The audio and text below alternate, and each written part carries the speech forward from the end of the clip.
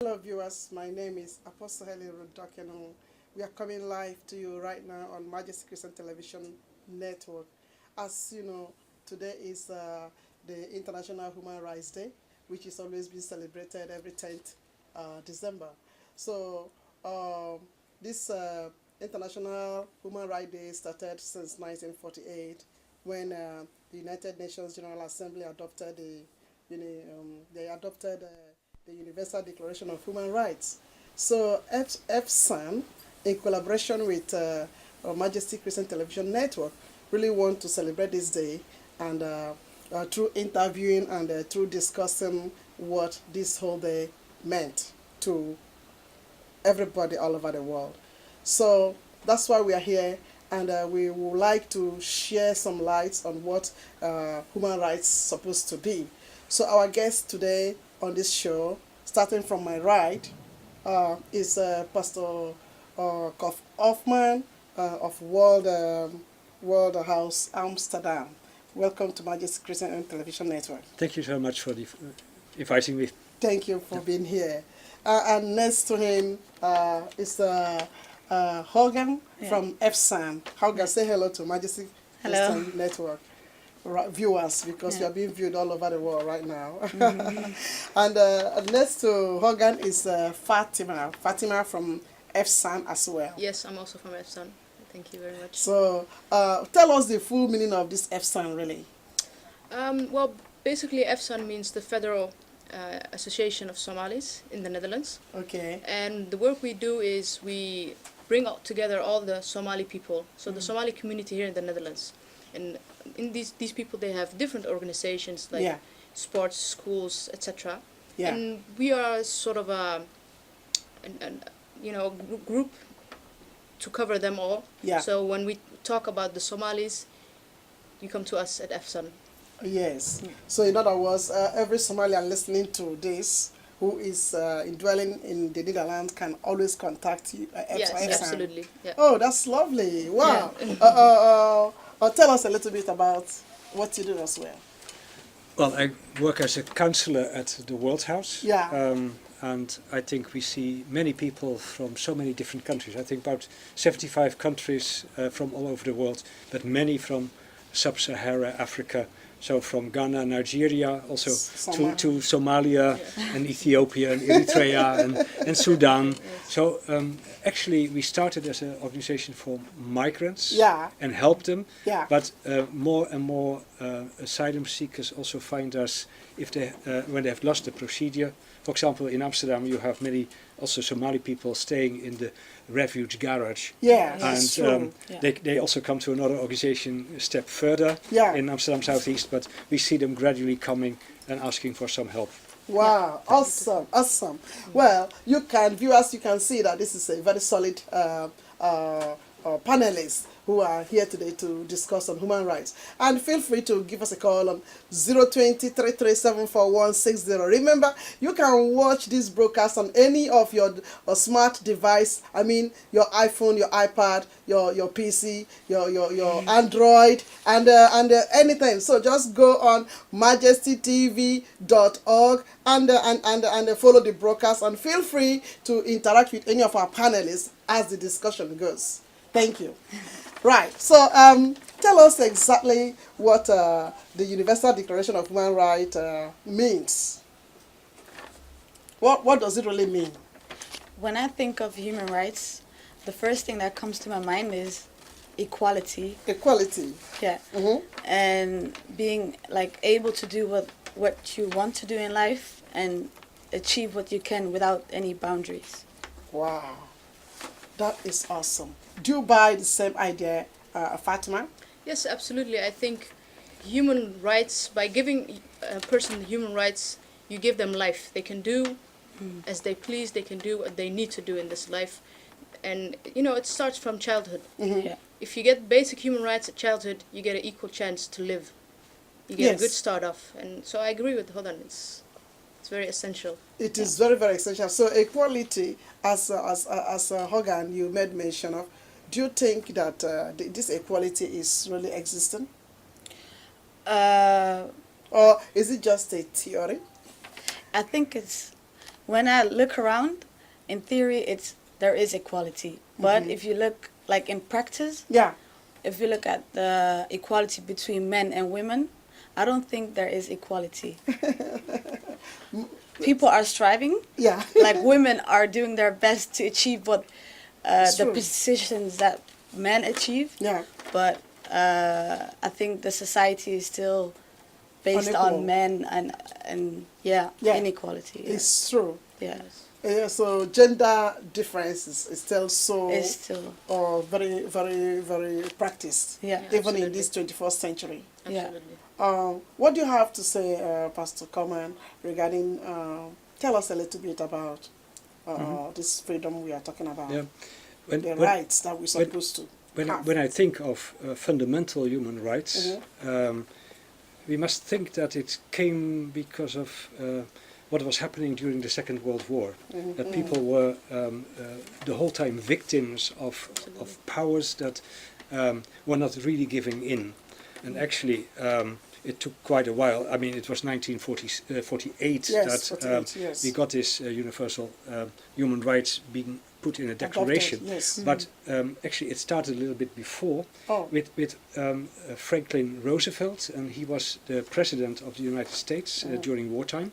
Yeah. And actually, he had four important items that were actually the basis for human rights. He said Okay. freedom of speech. Yeah. You should be able to say what you want. Yes. Actually, that is very difficult when also rather radical parties want to say Muslims should go and leave the country, or that's also freedom of speech. Yeah. But Yeah. except at the same time, they should accept that other people have completely different opinions and can speak out freely. Yeah. That's one thing. Yeah. Freedom of religion Okay. was the second one, very important, that you not just bring your culture, but also your religion, and that you can speak out freely about that as well.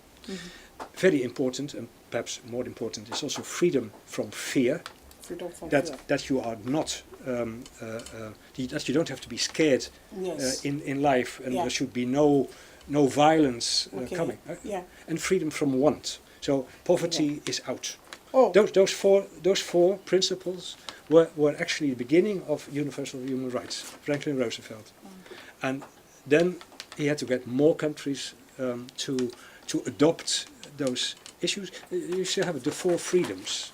And in the Netherlands we still have a 4 Freedoms Award being rewarded to people who Wow. serve on that issue. Really? Huh? So if we should take the freedom from poverty, freedom from want, as you said, in Netherlands, do you think that freedom is being exercised? Well, it is very... Are people really having that freedom being fulfilled? all right. Because I have a program tomorrow and it's talking about the Ghana youths that are impoverished, they are in poverty. Yeah. And that's a research that has been found. Yeah.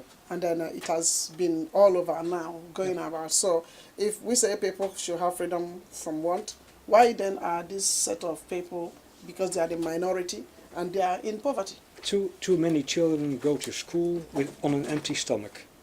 Yeah? Oh. That is happening. And I think that's wrong. That should not happen. It's happening. So poverty, children should not be poor and kept poor. They should be able to express themselves and have a good life. Yeah. And still it's happening. So actually you would have to say, well, why does the government not provide things? Do institutions look away? Or do parents sometimes have a problem? If there's a divorce in the family and a single mother has to take care of the children. Is the money sufficient? Do people live with a residence permit or without? Yeah. Are they deprived from certain rights because of that? Yeah, like those, you made mention to us here that there are so many Somalians who are in the refugee camp. And we know about the war system and all that they have been through. So why are they not being granted the freedom to stay in Netherlands, and they are just in their asylum, and somehow maybe if it continues they may even even reject them, because we do have cases where people are being rejected and they are being forced out of the country. Would you consider, or would you boldly look into the camera and tell the world that really there's freedom of there's human right participation here? Right. We say there should be freedom. Yeah? There should be. There isn't always, sure. and not for everybody. Yeah. But I mean, that must be the experience within the Somali community Yes, as well. absolutely. We also have contact with these people. For example, as you mentioned, in the refugee camps, they're denied permits. So actually, the first cases have been exercised that people are sent back. Oh, really? Yes, absolutely. About a week ago, 2 men are sent back to Somalia, and they don't have papers, they don't have anything, they have no family. So this is actually really an issue that is very prevalent these days within the Netherlands. Exactly. So yeah. So you give, let's say, up-to-date information.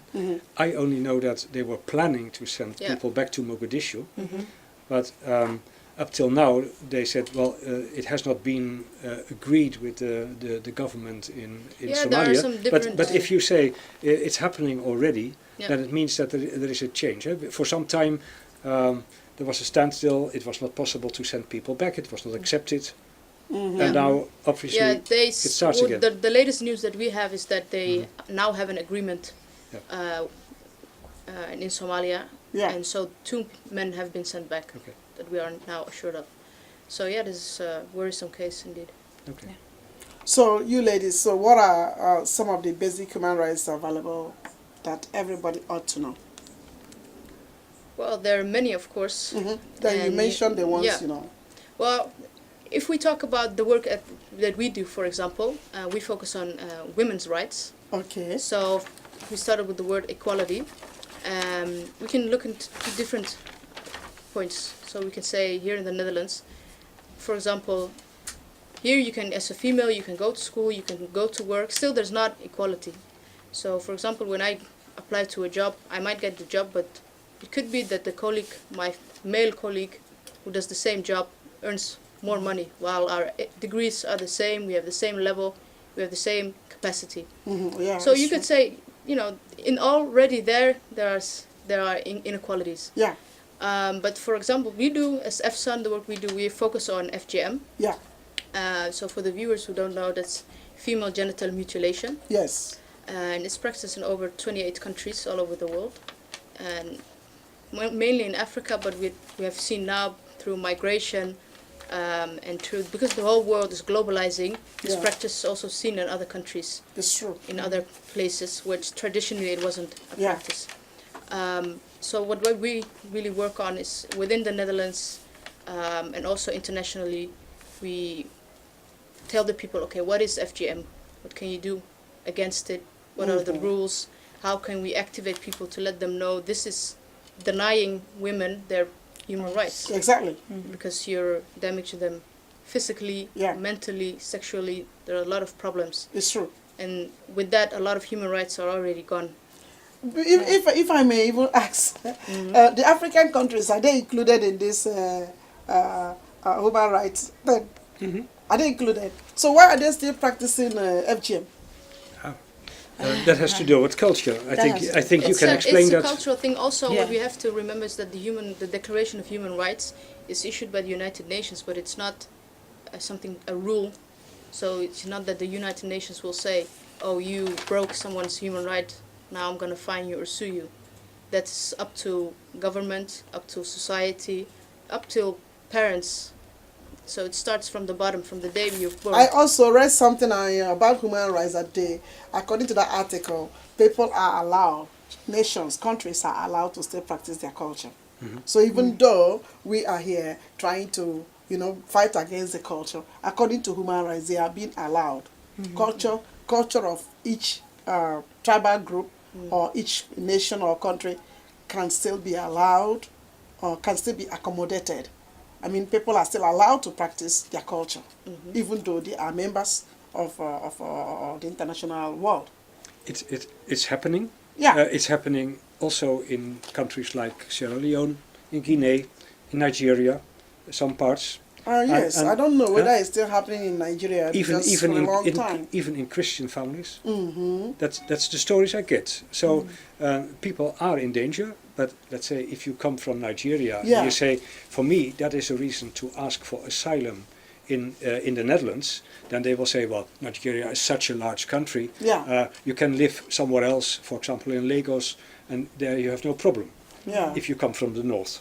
Yeah? Yeah. Yeah. But in other countries, it's far more difficult. And even if a woman, for example, from Sierra Leone, or from Guinea, perhaps also from Somalia, but I don't know. But if someone has been circumcised Yeah. and she has a baby here Yeah.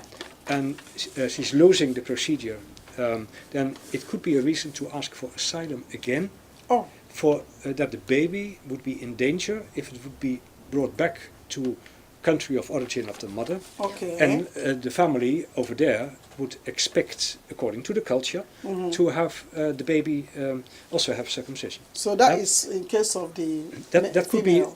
But what about female- the males? Because human right includes not only men, women, but also male. Yeah. And then you told us of those who were being repatriated; they were men. Yes.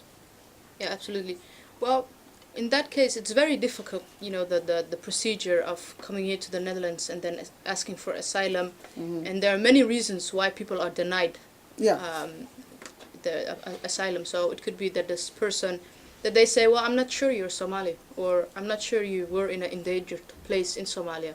So there are many, many reasons why they are being sent Denied. back. But the idea is that all should have these human rights wherever we are. We should be Yes. Be free. be free. Exactly. I shouldn't be hungry. I should have education, Yeah. etc. So I don't think it's anything has to do with being sent back to a certain place or not. I think it's international. The Yeah.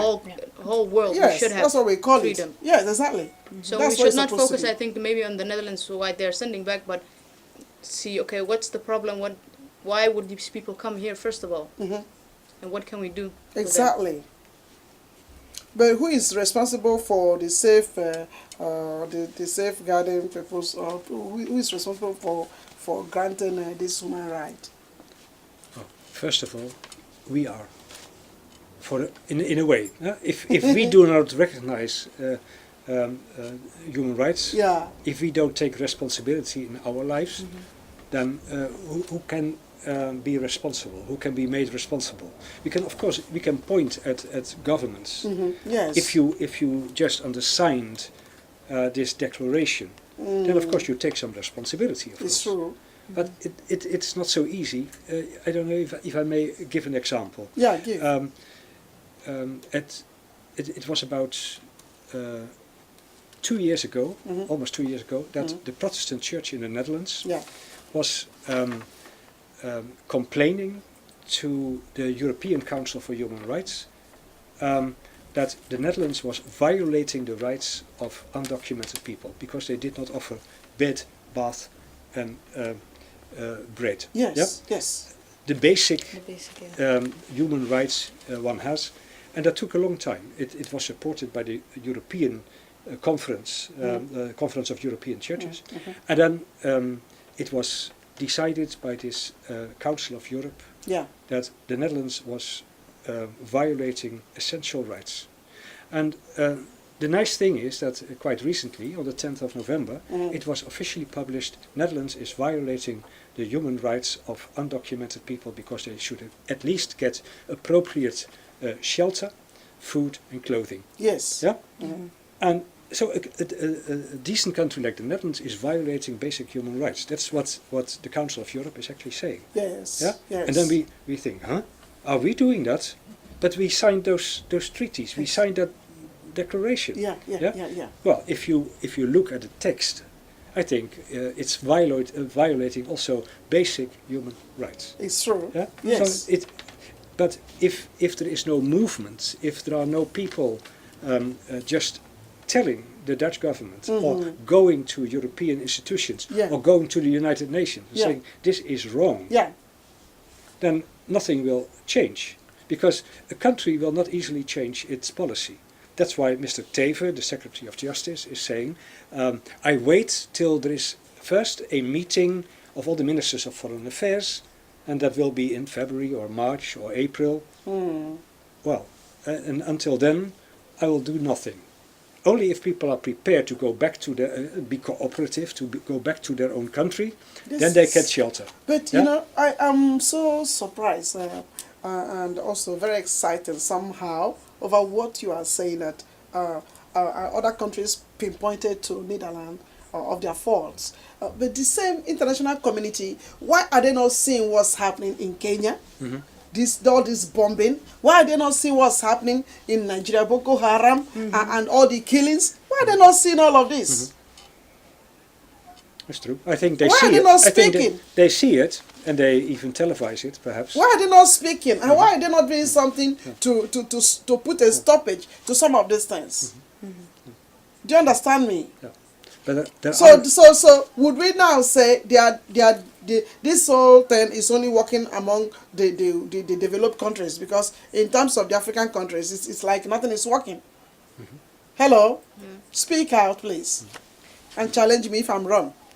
No, I think you're right, because sometimes I think that the government, or they're always like searching for a reason to put the people Down. back to put them down. Yes. But also send them back to their countries for no reason, because there's always a reason for a person to leave the country. They won't leave because they are happy there. There's sunshine everywhere. Yeah. No, it's not that. It's because they have been through a lot. Yeah. And that's the reason they came here. They want their rights. They want to be free. They want to do everything they can. Yeah. And that's not possible in their own country. So, yeah. Yeah. So then something has to be done in our own countries to put a stoppage to why we have to be migrating to other people's countries, and here as a migrant you are not free again to do what you want to do.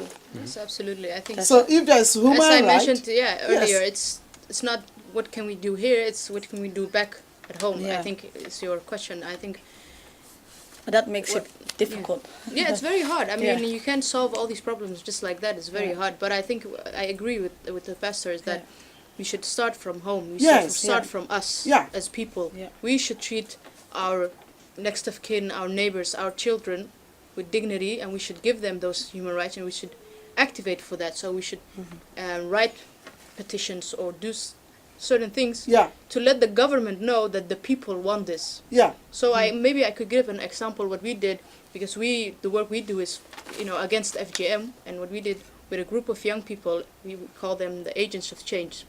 So what these agents of change did, they made special T-shirts, they made a petition, and they went into the streets of Amsterdam, and they talked to people in the street, and they said, do you know about forced marriage and FGM? Do you know what it is? The detrimental effects of it? Would you like to sign a petition? And we also have an online petition. So, as I said earlier, you should start by yourself, and we cannot fight all things at once. Yeah. But if one of us chooses and said, this human right, this is so important to me, I'm going to do something about it, you should start from home, your neighbors, your friends, and go on and sign petitions, tell the government what we need and what we want. And then I think we could reach a lot. Yes. Yeah. Exactly. Yeah. Exactly. Well, somebody out there watching this broadcast, remember, this is coming to you live on our Majesty Christian Television Network. We are discussing on human rights, as today is the International Day for Human Rights. And you can give us a call on 02033 74160.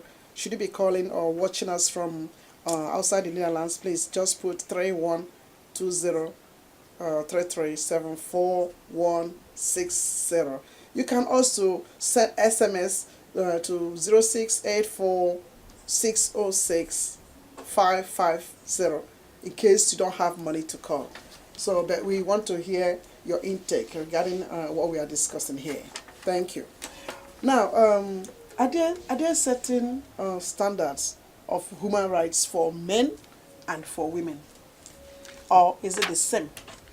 Honestly, I did not look into the 30 articles of this Human Rights Declaration. Okay. Perhaps you have been studying them a little bit better. Of course, I think women might need extra protection in certain cases. Okay. Yeah? Okay. They are and can be more vulnerable. Same for children. Okay. I mean, there are even special children's rights. Okay. And it's not so easy to let everybody just accept that. But, Yeah. but you have to be very careful. And sometimes I think being a man, I might have more power in practice, but I should be less privileged, actually, because there are other people far more vulnerable. Yeah. And I think in a way it doesn't matter. Every vulnerable person, man or woman, a child, Yeah. should Be get- protected. should be protected. Yeah. Well, that is what you think, but that is not applicable because we all are witnesses to how women are being forced into marriages, even though we have tagged them vulnerable group. And yet they are being forced into marriages. We all are aware of the kids who are being taken into slavery. You know, also we call them, we say they are vulnerable, but yet they are being forced into labor. They are having they are forced into labor. They are forced into prostitution. They are forced into doing what they don't want to do. So, where is the right? Where is the human right? Where is it here? Well, if you are a victim of human trafficking, for example, Yeah. and that is happening to quite a few women and also to men, and you are brought to this country, Yeah. then you are allowed and you are able to go to the police and report it. Yeah.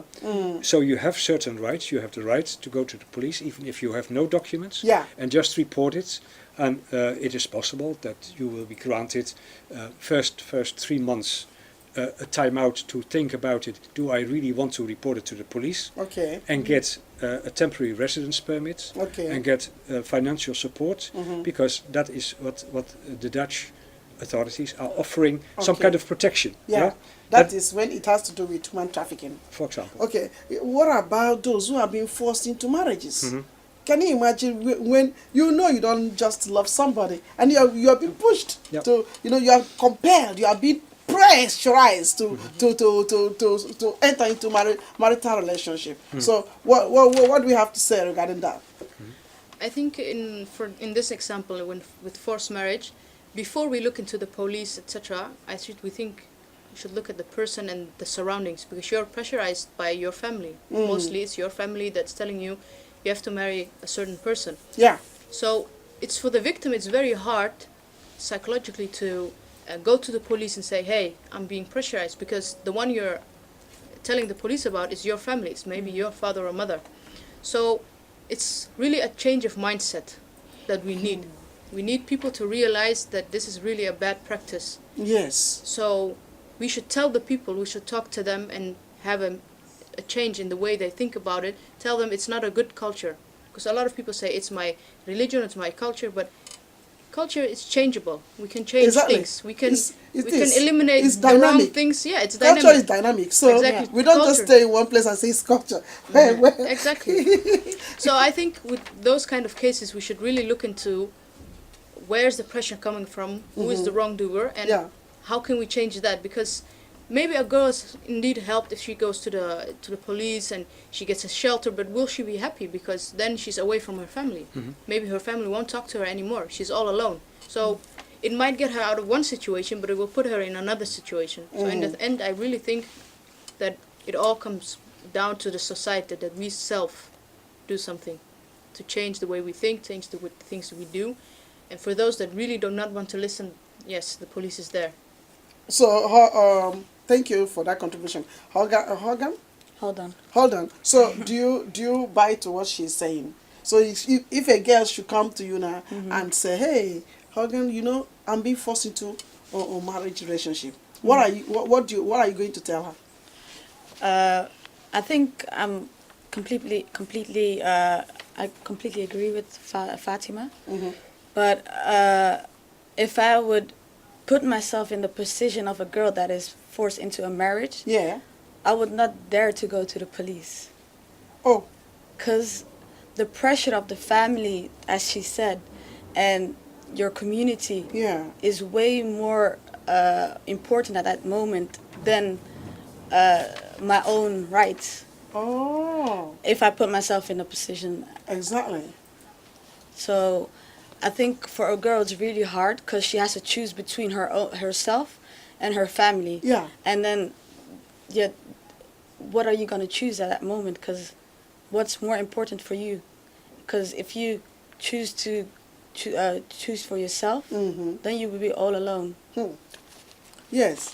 So then, if that is the case, then we shouldn't blame the international community, because if we are not ready to take that risk, we are not ready to tell our parents, look, what you are doing, or I can't stay in this relationship, and then you damn it, and then you fly out of the country. Yeah. What about that? Because somebody got to start something. I just wonder. Somebody got to start something. Yeah. I just wonder where does the change come, and when does it come? Yes. There must be one person or two or three or That four will say no. who stand up and say, I can't marry This this and not man. further, yeah. I want to go Yeah. for my rights. Yeah. But then you have... That's very difficult, but Yeah. you It's can't do a it. Perhaps you process. can't do it on your own, Exactly. but you yeah. need a group of people who will support you, because if your family is sort of ignoring you from then on, then you need others You need a support system. from Yeah, your exactly. culture. I think Yeah, so I somehow. think, yeah.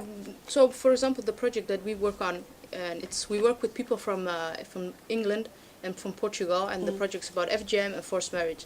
So for example, in the case in forced marriage, what we do is we educate people. We go to schools. We tell them about, okay, these are the risks of being into a forced marriage. These are the signs that you can notice. Also, your friends, maybe you have a friend, and you know certain things happen. You notice this. How can you help her? How can you do something about it? So we should educate the girls themselves who are in risk of being forced into a marriage, and give them the tools and tell them, okay, from a very early onset, when you feel, okay, I might be being pressurized into a marriage, what can I do? Who can I contact? You know, make lists of information, let people know of your situation before it escalates. So there are a lot of steps into this, but the people need to be educated. So the girls that are in risk of being forced, they need to know. And those are things that we, for example, let me work ask at. you. like an let me really look into your eyes and ask you this straight question. Coming from a Muslim background, or do you think you really have the right to resist your malam or your this in the mosque that you are not ready to marry somebody? Yeah, I think you always have the right. It doesn't matter if you're Muslim or Christian. Okay. But it has to do with being strong and being knowing that if you marry that person, it's not good, and knowing wrong from right, and that extra push is the people that help you, and that will make you even stronger and make and eventually you will make the decision to not marry that person. Yeah. But it comes from the inner side. Yes, in ourselves. Yeah. Well, thank you so much. We just want to believe that you have been empowering younger people like you, because that will be very necessary. If their parents are not ready to help them, probably your organization can step in and help them. Yeah, absolutely. Because But it's also- very necessary. Because if we go about deferring it, we say, no, I don't want to lose my face where my parents are or where my peer group are, then nothing will be done. Yeah. Nothing will be done. So, but I also think that we should not forget the parents, because these parents come from a culture that their background, it could be that they are forced into a marriage and this is their normal. Yeah. But when you talk to them and for a long time and within the community, you give lectures, you talk to them, and give them another option, they might change their mind. It's not that the parents are always saying you have to do this. They are fluid. They can change, and they So I think we have to, in all levels, we have to check. So give the girls support who are in that situation, but also involve the parents and the religious leaders and the people, the community, the elders, all of them, because also they have a chance to change and change their ways. Thank you. Do you want to add something to what they've said? Well, I was thinking again of some quote from Eleanor Roosevelt. She was one of the people who wrote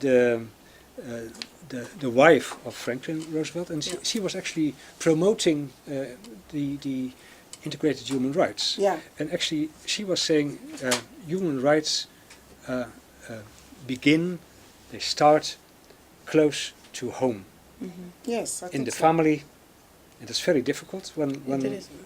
I listen to your story, because in the family can be such a strong tradition, but It's true. it starts at home, but it also starts where you work, where you go to school, and then school education can be so important that can tear you a little bit away from the family, because you learn how to think independently, and you can take it or not accept it. But I mean, it gives you the opportunity to learn more, learn about your rights. That is so important, It's true. because if you ignore that, yeah. So, but it stays very. It starts close to home. Absolutely. If it doesn't start here, if we do not respect human rights, then we can't expect it somewhere else. It's true. So Exactly. the moment that I point my finger At home. to people far away, and I tell of all those people in Nigeria who do not respect, or people in Somalia who do not respect human rights, then I think always three of my fingers will point at myself. Where do Yeah. I fail? Where do I not do it? Yeah, it's true. And I come from a Christian background with a lot of guilty feelings. So then I always think, oh, did I do it wrong? Yeah, Or did I say the wrong thing to the person who came to me for help? yeah, Yeah? okay. And should I have done more? Could I have done more? Yeah. Etc. Well, I mean, perhaps you know that as well. Yeah, it's true. Yeah. It's true. I agree that it has to start from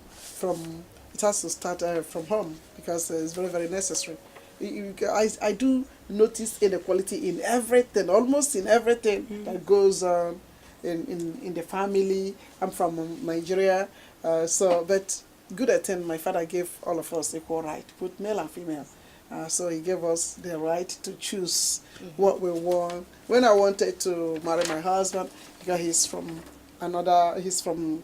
Ghana and I'm from Nigeria, and then my community, they came up, they said, no, your father is the traditional ruler of our community. So a sort of like from a royal family, okay?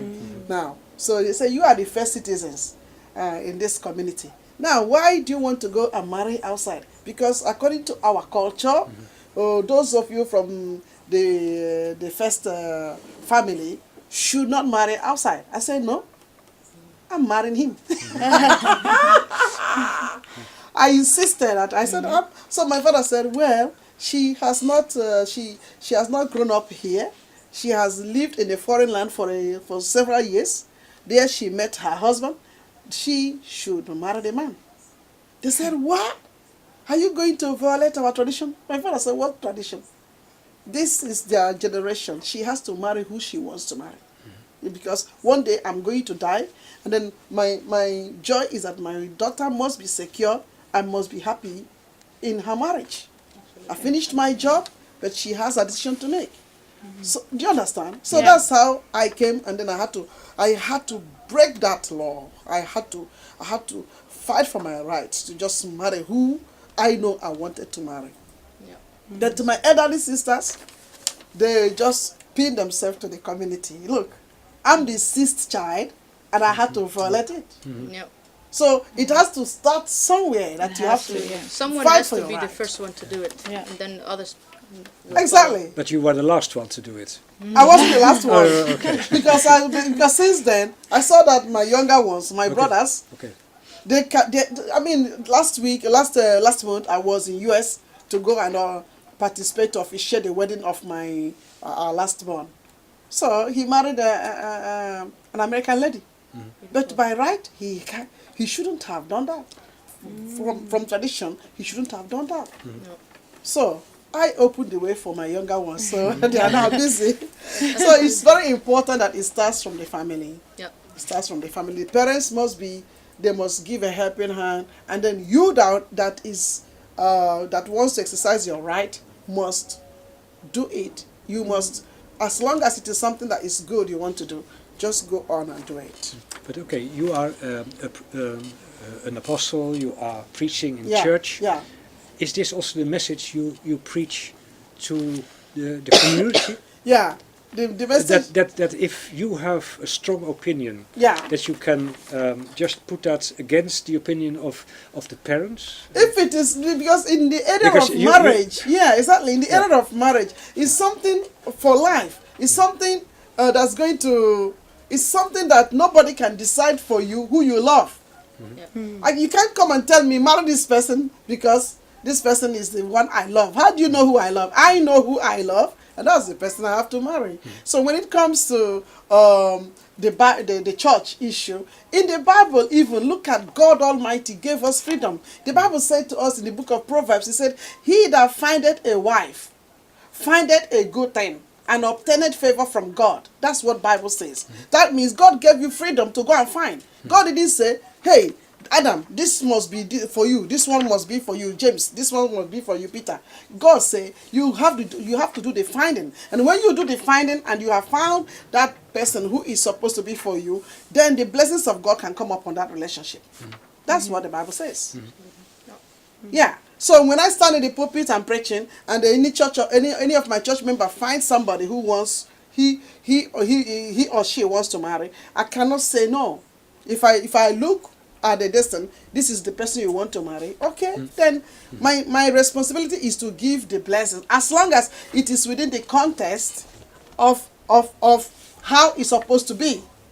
You see, not homosexual marriages, but heterosexual marriages. Because maybe somebody's out there listening and he say, okay, if you say human right, then I'm bringing myself to come and marry you. I'm not gonna marry that. But as long as it's within the context of what God have said, a man and a woman. But then you take the integrated human rights as less important. Yes, because Integrated. I think Article 2 is just preaching actually the human rights regardless sex as well. Okay. Yeah? Oh, so that's the integrated one. Mhm. That means lesbians and homosexuals. That's what you mean? Just as well, just as equal rights as others. I think in the end that everyone has the right, so you don't have to participate in their rights, but these people have the right. The world is, big enough for all of us. Well, let's take one more question before we take a short break, okay? So, can you mention to us some of the countries where women are being violated? Specific Because countries. probably somebody's out there and they are watching and they want to know. If you look at the female genital mutilation, there are a couple countries like Sudan, Eritrea, Ethiopia, Somalia. Also Sierra Leone, Yeah. Guinea. Yeah, there are many countries, but also recent countries, Yeah. new countries that traditionally didn't perform FGM, but now such as Indonesia we have seen, but also in Iraq, Yeah. where we've seen that this is an upcoming thing. I mean, the world is globalizing, so cultures from Even other... in Britain as well. Yeah, because Yeah, of the yeah. immigration, people immigrate, that they take their culture with them, So it goes and on. people learn. Sometimes they learn, not so well things, and they perform it. Yeah. But I think if you make it specific, if in general human rights, where female human rights are broken, violated, I think all over the world. Maybe Really? in some cases less, in Yeah, some but- cases more. Yeah, but you've only made mention of female genital mutilation. Is that the only one? Of course not. I mean, So- No, just an example. For it's somebody for who us is because out there that's the work watching. we do. But for example, Yeah. education. It could be that the family is poor, so they already are missing human right, The food, basic. shelter maybe. Yeah. So when a mother has to decide or a father has to decide which of my children will I send to school, it might happen that she sends the boy and not the girl. Because she says, okay, the boy, somehow people think first boy then girl. Yeah, That's a violation. exactly. Why should the girl not go to school? Maybe she's Exactly. brighter, maybe she can achieve more, you don't know. So there are many things. It's true. In general, the case is that when a human right is violated, it's first the girl Yeah, whose right is violated. This is something that's, again, that mindset we have to change. exactly. Exactly. I pray that every parent that is out there listening to this broadcast will learn to give equal right to their children. Just like my own father gave equal right to us. He didn't he wasn't biased. He was just telling both male and female, anyone that can go to school should go to school. And sometimes people in my community, they say, why are you training her? Why are you training her? Because very soon she's going to get married. Look, my father said, you're illiterate. You can't come and determine who I train and who I didn't train. I think other parents have to just do the same, you know, give equal education to the male and female folks. And who knows, even, let me say something here. I see that women even take good care of their parents more than the male, the boys. Because when the boys are married, they are just interested in their wives. They forgot their families. Well,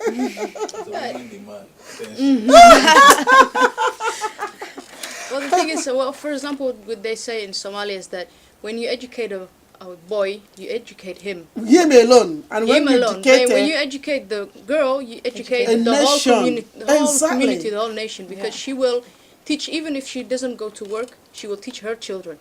She will teach her sister. Yes. She will teach her mother. Yes. So she has a greater reach. So in the end, I think, you know, we should educate all, but we should also give focus to the girls because they have been advantaged for such a long time. Exactly. And, you know, also, Fatima, you know, maybe because of the fact that they have been disadvantaged, the women themselves as well, sometimes they don't want to come off, you know. When you give them position, they want to give the position back to the men. You know, it's like they are not ready. Some of them, they are not also ready to take up the positions that have been given to them. As a pastor, even I see sometimes that they practice. Some of the male counterparts try to look down on me. When they come to my husband, they will say, both of us were consecrated the same day, myself and my husband were consecrated the same day. When they come to him, they say, hey, Apostle Larry. And then they look at me, they say, hello, sister. As if I'm not going. Do you understand me? Yes. So when the female, when the ladies enter here now, they will say, oh, Apostle Larry. And then they turn to me, they say, hey, sister. Because they refuse. So even if I've read up to doctorate degree, they call him Dr. Larry, and then they call me Miss Helen. So it's like I always thought people say this is the pastor and his lovely wife instead of this is the pastor and her lovely husband. That could be true. Huh? Perhaps you could practice with that.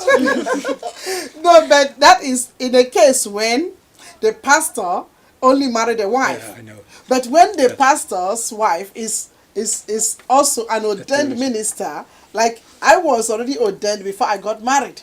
Oh, okay. So I wasn't just a pastor's wife. I was already a full-fledged minister before I got married. Do you understand? So I'm totally different from just a pastor's wife. So I have double qualification as a priest and also as a wife. So that is totally different. Well, let's leave it and let's continue to strive to get our freedom. And I believe that it is coming gradually and it's going to come. But the women have to sit up.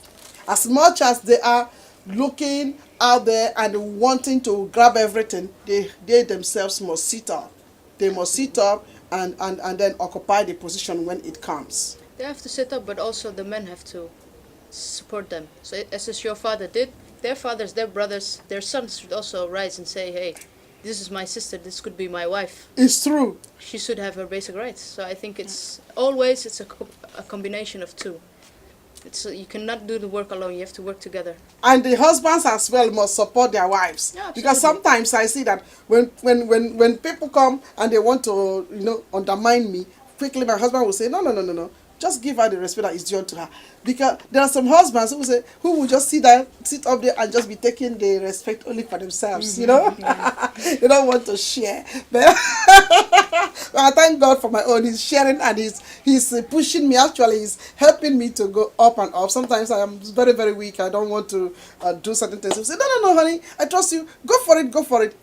He pushes me. So if you are there and you are a husband, please do not do not think your wife is competing with you. Allow her to come up to the best, because when she is given the freedom to function, you will see how happy your family will be. And if you are also a brother, you are watching this program, give your sister, give her the chance to operate, because when she operates in the fullness of the capacity just like you, she may have more ideas better than you that can help to flourish the family.